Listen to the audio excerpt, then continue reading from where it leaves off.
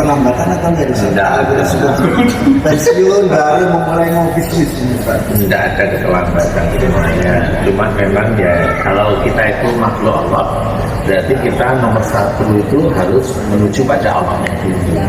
Kita ada bisnis tetap atau kita sudah pensiun itu tetap menuju pada Allah saja. Kalau memang kita itu kerjakan sesuatu yang baik terus menerus setiap hari dan Allah itu melihat tubuh kita masih bisa kuat untuk melakukan pekerjaan atau ikhtiar yang kita kerjakan, ya insya Allah Allah akan mulai memberikan gambaran bahwa ada yang masih bisa dikerjakan, insya Allah seperti itu. Jadi kalau memang kalau bisa pensiun nggak usah takut, dilihat aja nanti gitu ya.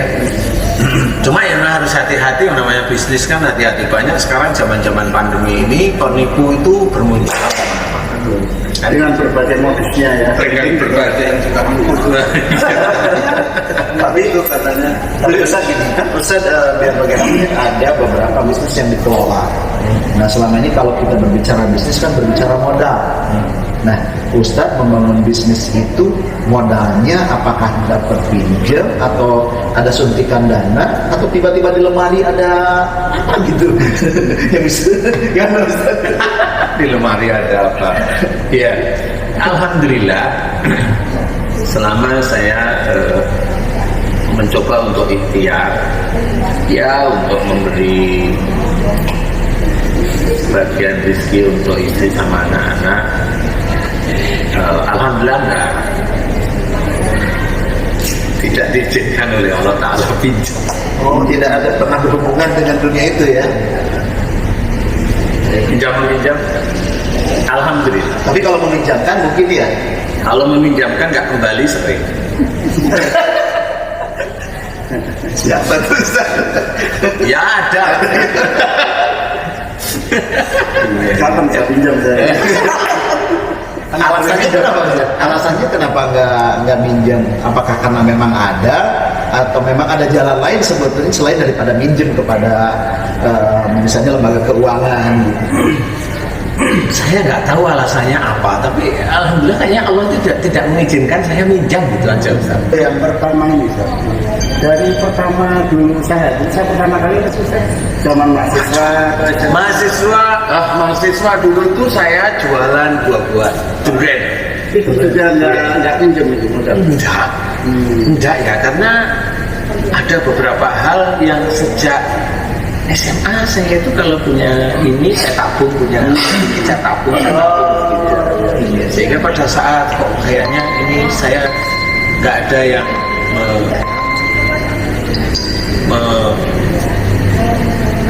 nggak ada yang mensupport ya saya harus. Kemudian harusnya kok di sini kalau ini saya gunain langsung bisa hilang, bisa habis. Saya coba untuk mengembangkan di satu sisi itu. Saya akan coba mengembangkan di situ. Ada alasan yang lebih ini ya Ustaz, kenapa misalnya Ustaz tidak berhubungan dengan lembaga keuangan itu? Apakah ada alasan karena memang modalnya ada atau di sisi lain dari sisi agama yang Ustaz ketahui? Ya kalau dari sisi agama jelas lah kita udah pada tahu kalau di bank itu ada bunga. Sebagian dari ulama memang mengatakan itu riba. Kalau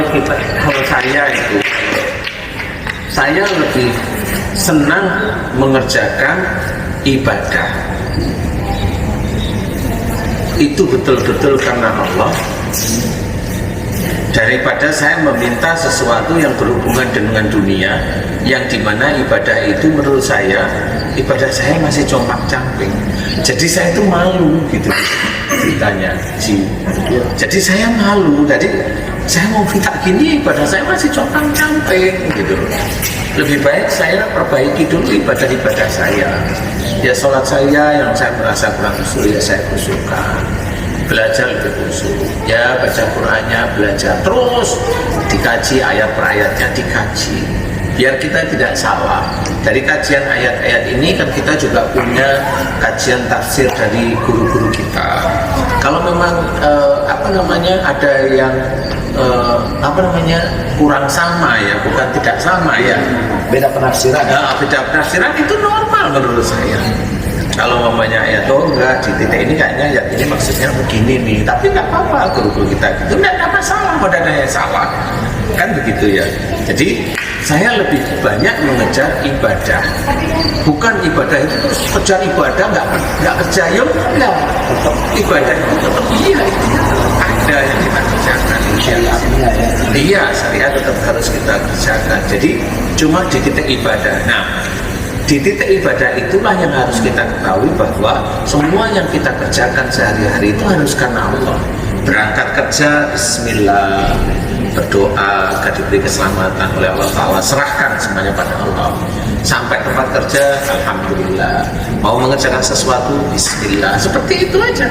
Kerjain terus-terus kan lama-lama kan itu kan masuk ke satu ayat wadkurullaha katsiran la'allakum tuflihun. Jadi dan banyak-banyaklah kamu mengingat Allah akan beruntung. Nah mengingat Allah oleh banyak saudara kita, saya bilang banyak saudara kita itu dengan zikrullah. Boleh, tidak salah. Saya bilang tidak salah.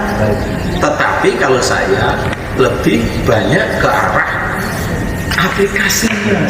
Kalau zikrullah sering juga, cuma kan ada tempatnya. Pada waktu kapan kita itu zikrullah itu ada tempatnya, kita tenang santai zikrullah. Kalau kita mengerjakan sesuatu, Allah Ta'ala benar yang kita ingat. Jadi semuanya zikrullah. Pada saat kita santai zikir kepada Allah, pada saat kita mengerjakan sesuatu, ya ingat kepada Allah sama. Saat kita mengerjakan sesuatu, ya ingat kepada Allah sama. Jadi tidak ada celah yang untuk kita itu mau main-main di situ istilahnya. Nah sekarang ini Ustaz, kalau ada di antara kami yang sudah kadung terlanjur berhutang gitu. Nah kira-kira upaya yang Ustaz solusinya kira-kira apa nih supaya dimudahkan untuk menyelesaikan itu? Bisa kembali. Jadi kalau ini saya ya apa namanya pengalaman saya aja ya. Nah, itu pengalaman yang saya coba untuk lihat dari sisi banyak ayat itu gini. Mohon maaf ini nggak cuma Haji Hasan, Ustaz Asep atau yang lain teman-teman. Itu tuh berhutang itu kan biasanya itu karena nafsu ya. Mohon maaf dulu saya.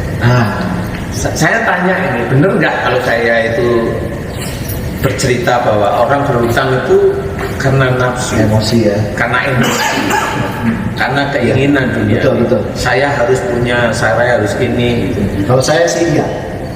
Ya ini kan gentleman ya istilahnya. Tapi banyak orang itu mau disalahkan. Saya nggak nyalain, tapi kita apa namanya evaluasi dulu gitu loh Mas. Pak itu nafsu nggak sih? Nanti ngerti. Oh iya nafsu ya karena saya punya ini. Nah nafsu itulah sebenarnya keinginan kita dunia. Akhirnya kita lupa karena dipermudah dengan lembaga keuangan, entah itu bank yang konvensional atau bank syariah itu kan dipermudah. Sehingga kita akhirnya terbuai dengan seperti itu.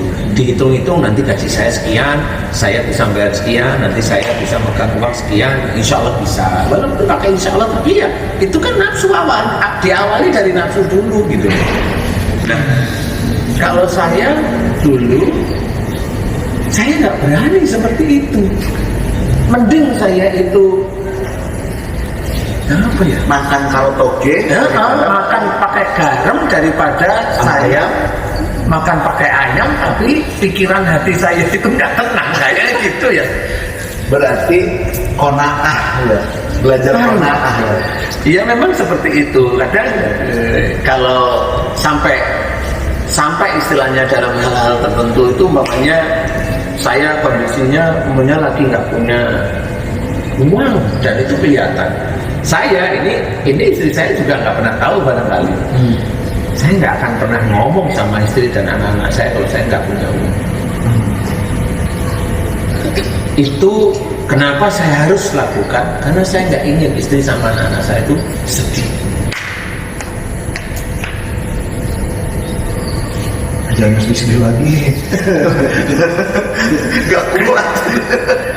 Jadi pelajar. Jadi kan mau cerita apa Ustaz saya gitu. Kan bener gak sih? Bener gak sih? Ya? kan gimana coba ya? Ya kalau maunya nganu tuh lagi saya nggak punya uang, tolong makan nih. Kan itu juga akhirnya semuanya. Nah itu tetap menurut saya harus menjaga itu tidak sampai terjadi. Saya itu ngomong sama istri atau sama anak-anak, istilahnya ya jangan sampai mereka sedih. Itu aja kalau saya, jangan sampai mereka sedih. Tapi saya tetap belajar berikhtiar bagaimana caranya sampai nanti Allah itu akhirnya tersenyum kepada saya. Kayaknya ujian untuk kamu juga kali ini itu. Jadi kalau saya mikirnya seperti itu, jadi saya nggak terus saya utang, itu nggak mau saya.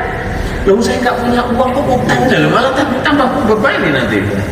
Kan masih ada rumah, loh iya tapi kan nggak seperti itu. Kan dari rumah itu kan nanti di ini. Iyalah kalau memang kamu mikirnya seperti itu mau nggak, tapi kalau saya.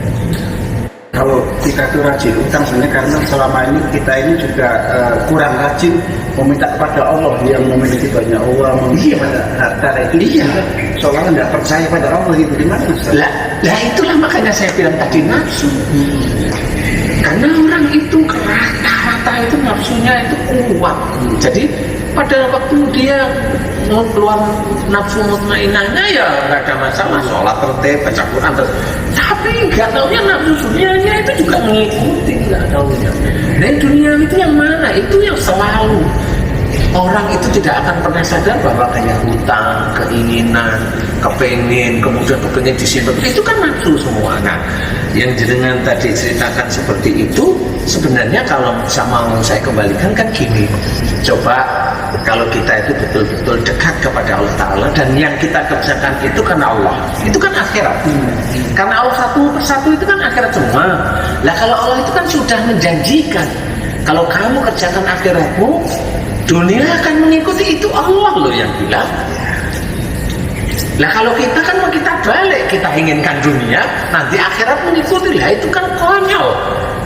Kalau Allah sudah memberikan jalannya, sudahlah kita yang nakal. Nah akhirnya ya nggak ketemu itu gitu ya. Jadi kita itu nggak ngerti bahwa kalau kita kerjakan akhiratnya beneran, Allah itu insya Allah sudah mempersiapkan nanti dunianya. Kita tahu Allah itu maha memberi rezeki, nggak akan luput. Allah itu akan memberikan rezeki kepada siapa. Makanya kalau kita kerjakan akhirat, nanti Allah pasti akan memberikan dunianya.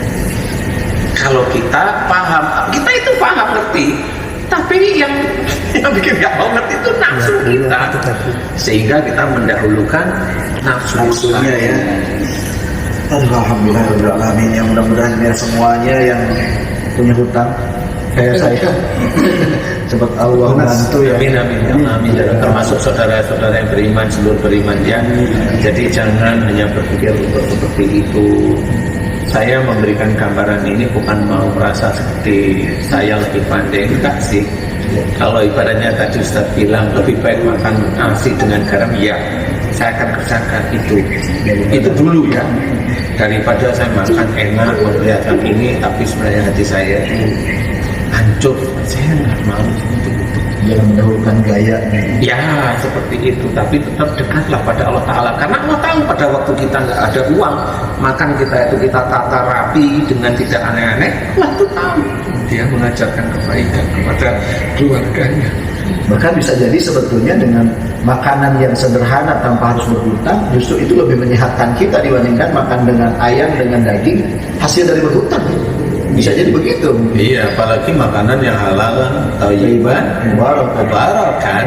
Itu makanya hanya cuma dengan sayur sama tempe, loda dengan tempe, dadar kering gitu.